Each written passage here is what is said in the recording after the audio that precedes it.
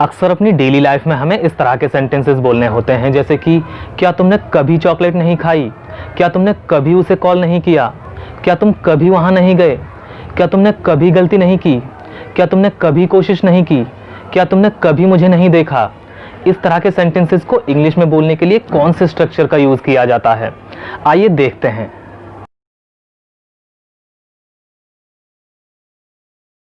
इस तरह के सेंटेंसेस को इंग्लिश में बोलने के लिए जिस स्ट्रक्चर का यूज किया जाता है वो है डिड यू नेवर।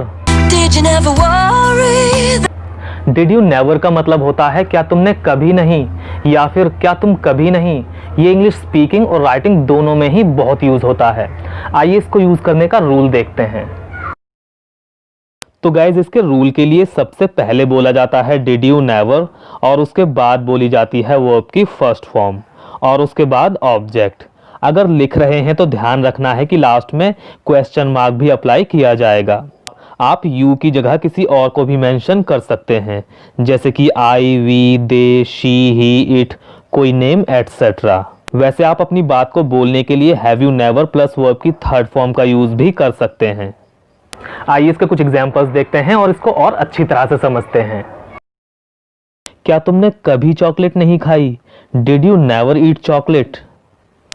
क्या तुम कभी घर नहीं गए, did you never go home. क्या तुमने कभी प्यार नहीं किया, डिड यू नेवर लव।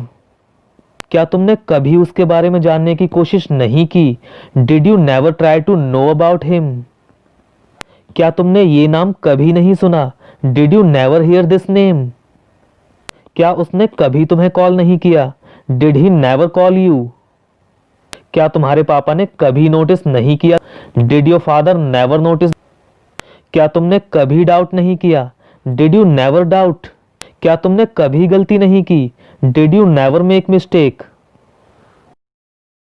कई बार अपनी डेली लाइफ में हमें इस तरह के सेंटेंसेस बोलने होते हैं, जैसे कि ज़माना हो गया मुझे तुमसे मिले हुए, या फिर मुझे तुमसे मिले हुए ज़माना हो गया। ज़माना हो गया मुझे मैच देखे हुए, या फिर मुझे मैच देखे हुए ज़माना हो गया। ज़माना हो गया मुझे घर गए हुए, या फिर मुझे घर गए हुए ज़माना हो गया। इस तरह के सेंटेंसेस को इंग्लिश में बोलने के लिए जिस स्ट्रक्चर का यूज़ किया जाता है वो है it's been ages since. It's been ages since का यूज़ तब किया जाता है जब हमें बोलना हो ज़माना हो गया या फिर बरसों हो गए। गाइस ज़रूरी नहीं है कि किसी काम को किए हुए आपको बरसों हो जाएं या फिर ज़माना हो जाए तभी आप इसका यूज़ करें। आप इसका यूज़ तब भी कर सकते हैं जब आपको किसी काम को किए हुए या फिर किसी को देखे हुए कई दिन हो जाएं। Guys it's been since ages में ये जो इट्स बिन है ये इट हैज़ बीन की शॉर्ट फॉर्म है, इसलिए आप it has been since ages भी बोल सकते हैं, वो भी सही है। चलिए इसको यूज़ करने का रूल देखते हैं। इसके रूल के लिए सबसे पहले बोला जाता है इट्स बिन एजेस सिंस, और उसके बाद बोला जाता है सब्जेक्ट।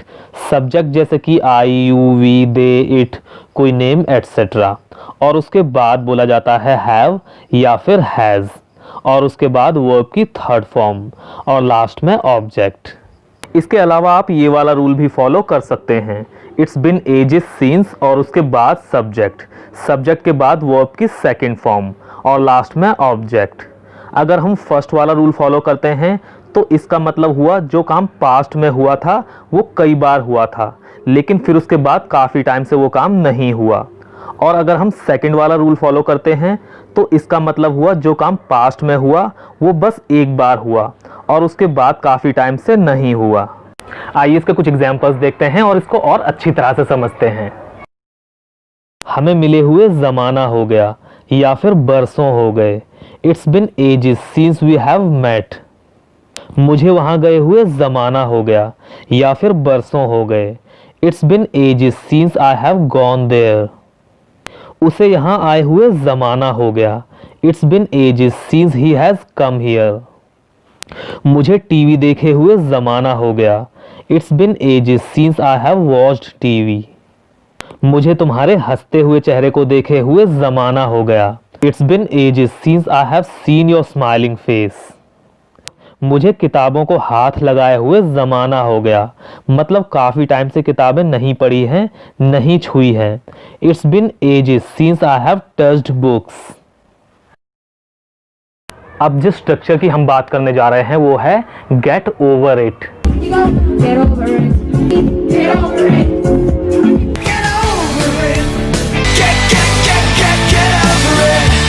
ये बहुत ही इंपॉर्टेंट स्ट्रक्चर्स में से एक है और काफ़ी अच्छे लेवल की इंग्लिश बोलने वाले लोगों द्वारा बोला जाता है। गेट ओवर इट का मतलब होता है बाहर निकलना।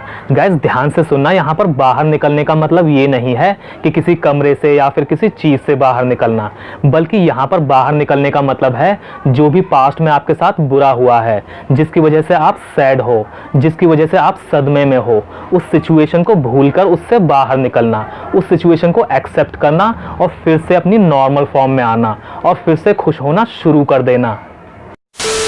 जैसे कि मान लीजिए आपका कोई फ्रेंड किसी एग्जाम में फेल हो गया, जिसकी वजह से वो बहुत सैड है या फिर रो रहा है, तो आप उसको बोल सकते हो गेट ओवर इट, मतलब इस सब से बाहर निकलो, जो हुआ सो हुआ, उसे भूल जाओ।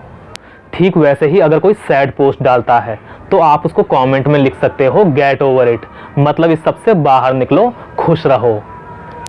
गेट ओवर इट को यूज़ करने का कोई फिक्स रूल तो नहीं है, क्योंकि इसको कई तरह से यूज़ किया जाता है, लेकिन आइए इसको कुछ एग्जांपल्स की मदद से समझते हैं। प्लीज़ गेट ओवर इट, कृपया इससे बाहर निकलो, मतलब जो हुआ सो हुआ, उसे भूलकर खुश रहो। आप इसके हिंदी मीनिंग पर ना जाएं, बल्कि इसको यूज़ करने की सिचुएशन को, सेंस को समझें, जो कि हमने स्टार्टिंग में इसके रूल से पहले बताई है। अब मैं इस सब से बाहर निकलना चाहता हूँ। Now I want to get over it. मुझे इस सब से बाहर निकलने में कई साल लगे। It took me many years to get over it. मैं आशा करता हूँ कि बहुत जल्द तुम इससे बाहर निकलो। I hope you get over it very soon. क्या तुम इससे बाहर नहीं निकलना चाहते? Don't you want to get over it? कई बार हमें इस तरह के सेंटेंसेस बोलने होते हैं, जैसे कि मैं एक दिन छोड़ के जिम जाता हूँ, वो एक दिन छोड़ के मंदिर जाता है, ये दुकान एक दिन छोड़ के खुलती है। मतलब जब कोई काम एक दिन छोड़ के एक दिन होता है, उसे इंग्लिश में कैसे बोला जाता है? गाइज, इसे इंग्लिश में बोलने के लिए जिस स्ट्रक्चर का यूज़ किया जाता है वो है on alternate days. On alternate days का मतलब होता है एक दिन छोड़कर, जैसे कि कोई काम आज हुआ, फिर कल नहीं हुआ, फिर उसके बाद वो परसों हुआ। चलिए इसको यूज करने का रूल देखते हैं। इसके रूल के लिए सबसे पहले बोला जाता है सब्जेक्ट और उसके बाद बोली जाती है हेल्पिंग वर्ब, जो कि टेंस के अकॉर्डिंग कोई भी हो सकती है, और हेल्पिंग वर्ब के बाद बोली जाएगी वर्ब। वर्ब की फॉर्म भी टेंस के अकॉर्डिंग कोई भी हो सकती है, जैसा टेंस वैसी वर्ब, और उसके बाद बोलना होता है ऑब्जेक्ट, और ऑब्जेक्ट के बाद बोलते हैं ऑन अल्टरनेट डेज, और लास्ट में अदर वर्ड्स अगर हैं तो। आइए इसके कुछ एग्जाम्पल्स देखते हैं और इसको और अच्छी तरह से समझते हैं। वो एक दिन छोड़कर एक दिन ऑफिस जाएगा। He will go to office on alternate days. मैं एक दिन छोड़कर जिम जाता हूँ। I go to gym on alternate days. वो एक दिन छोड़कर मंदिर जाती है। She goes to temple on alternate days. ये दुकान एक दिन छोड़कर खोली जाती है। This shop is opened on alternate days. सर्दी के सीजन में वो एक दिन छोड़कर नहाया करता था। He used to take a bath on alternate days in winter season. तुम हमें एक दिन छोड़कर एक दिन पढ़ा सकते हो। You can teach us on alternate days. तो गाइज, आज की इस वीडियो में बस इतना ही। आई होप कि आपको वीडियो पसंद आया होगा और आपको इन सभी स्ट्रक्चर्स का यूज़ अच्छे से समझ में आया होगा। अगर आपको कोई डाउट हो तो आप कमेंट करके पूछ सकते हैं। तो मिलते हैं अगली वीडियो में एक नए लेसन के साथ। Till then take care.